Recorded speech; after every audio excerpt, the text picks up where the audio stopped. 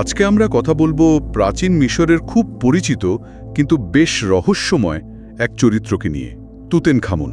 হ্যাঁ, তুতেনখামন নামটা শুনলেই চোখের সামনে ভেসে ওঠে সোনার মুখোশটা। ঠিক তাই। তো আমরা তার জীবন, তখনকার ধর্মীয় পরিস্থিতি আর অবশ্যই তার সমাধি আবিষ্কার নিয়ে যে তথ্যগুলো আছে সেগুলো একটু ঘেঁটে দেখব। মানে বুঝতে চাইব কেন এত কম সময় রাজত্ব করেও তিনি এতটা বিখ্যাত হলেন। অবশ্যই সময়টা তো প্রায় ৩৩০০ বছর আগের। মিশরের সেই শক্তিশালী ১৮তম রাজবংশের একজন ফেরাউন ছিলেন তিনি। একদম। আর সিংহাসনে বসেনও খুব অল্প বয়সে, তাই না? মানে মাত্র ৯ বছর বয়সে। হ্যাঁ, আনুমানিক ১৩৩২ খ্রিস্টপূর্বাব্দের দিকে। আর মারাও যান বেশ তরুণ অবস্থাতেই, ১৮ বা ১৯ বছর বয়সে।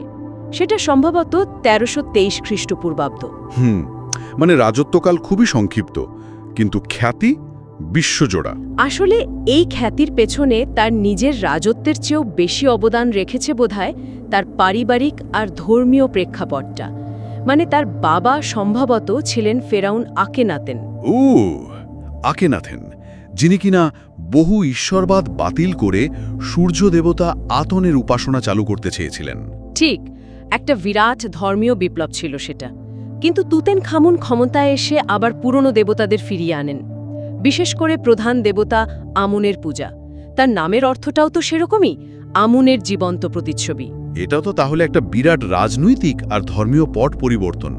কিন্তু একটা প্রশ্ন জাগে মনে, মাত্র ৯ বছর বয়সে ফেরাউন, এত বড় সিদ্ধান্ত, পুরনো দেবতাকে ফিরিয়ে আনা, এটা কি সত্যি তার ইচ্ছে ছিল, নাকি উপদেষ্টাদের প্রভাব ছিল বেশি? এটা খুবই গুরুত্বপূর্ণ প্রশ্ন, আর বেশিরভাগ ইতিহাসবিদও তাই মনে করেন। মানে এত ছোট বয়সে এইরকম বিশাল সিদ্ধান্ত নেওয়ার ক্ষমতা সম্ভবত তার ছিল না। তার যে উপদেষ্টা ছিলেন আই বা হোরেমহেব, যারা পরে ফেরাউনও হয়েছিলেন, তারাই হয়তো এই পরিবর্তনের পেছনে ছিলেন। আকেনাতেনের ওই একেশ্বরবাদের পর দেশে একটা স্থিতিশীলতা আনার দরকার ছিল বোধহয়। আচ্ছা, আর তার মৃত্যু, সেটাও তো একটা রহস্য, তাই না? হ্যাঁ, সেটা পুরোপুরি পরিষ্কার নয়। কেউ বলেন মাথায় আঘাত লেগেছিল, কেউ বলেন ম্যালেরিয়া বা অন্য কোনো সংক্রমণ, আবার জন্মগত কোনো দুর্বলতার কথাও শোনা যায়। মানে বিতর্কটা এখনো চলছে। তবে যে ঘটনাটা তাকে বলতে গেলে অমর করে রেখেছে, সেটা তো ঘটল অনেক পরে, সেই ১৯২২ সালে। হ্যাঁ, হাওয়ার্ড কার্টার, ব্রিটিশ প্রত্নতত্ত্ববিদ, মিশরের ভ্যালি অফ দ্য কিংসে তার সমাধিটা খুঁজে পান। আর সবচেয়ে বড় কথা, প্রায় অক্ষত অবস্থায়। ভাবা যায়, যেখানে অন্য প্রায় সব রাজকীয় সমাধি হাজার হাজার বছর ধরে লুট হয়ে গেছে, সেখানে এটা তো একটা মিরাকেলের মতো। একদম, ৩,০০০ বছরেরও বেশি সময় ধরে বন্ধ ছিল সেই দরজা। আর ভেতরে যা পাওয়া গেল, অবিশ্বাস্য। হাজার হাজার জিনিস, সোনার রথ, খেলার সরঞ্জাম, মূর্তি, আসবাব, অস্ত্র, এমনকি রোজকার ব্যবহারের জিনিসও ছিল। যেমন ধরুন, বিশেষ ধরনের দোস্তানা বা লিনেন কাপড়ের পোশাক।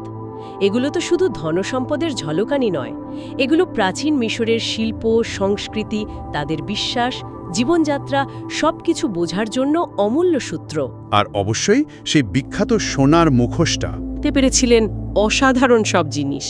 এই আবিষ্কারের পরপরই না ফেরাউনের অভিশাপের একটা গুজব ছড়িয়েছিল।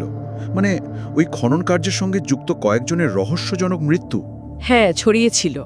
যদিও বিজ্ঞানীরা মনে করেন ওগুলোর পেছনে সমাধির ভেতরের পুরনো জীবাণু বা নিছক কাকতালীয় যোগাযোগ থাকার সম্ভাবনাই বেশি। অভিশাপের চেয়ে ওটাই বেশি যুক্তিসঙ্গত ব্যাখ্যা। তা ঠিক। তাহলে মুদ্রা কথা হলো, তুতেনখামনের ঐতিহাসিক গুরুত্বটা তার ছোট রাজত্বকালের জন্য যতটা না, তার চেয়ে অনেক বেশি তার এই অক্ষত সমাধির জন্য। অবশ্যই এই একটা আবিষ্কারই প্রাচীন মিশরকে জানার জন্য যেন একটা নতুন জানালা খুলে দিয়েছিল।